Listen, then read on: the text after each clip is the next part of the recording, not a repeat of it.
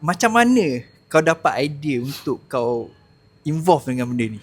Sebab aku tengok macam ni, aku tengok peluang adalah kadang-kadang kesian kat orang. Kadang dia boleh buat, cuma kadang dia ada masalah sedikit.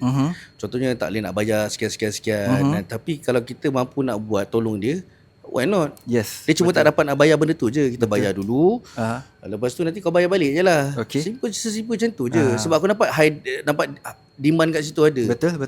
Dia tak salah, dia tak betul. Betul. Tapi kita just bantu orang untuk yang boleh buat, yang tak boleh. Aku boleh tolong orang yang susah nak buat, bukan tak boleh buat. Maksudnya dia sebenarnya mampu, tapi dia ada masalah sikit. Ada macam ada problem sikit je lah. Tak terlalu major, boleh lah. Kalau major sorry lah aku cakap awal lah. Aku tak semua orang kita boleh tolong. Ada macam tu lah. Kita bukan superhero. Aku bukan Tuhan. Boleh membetulkan balik kau punya financial kau. Tak boleh lah, sorry lah aku cakap awal lah.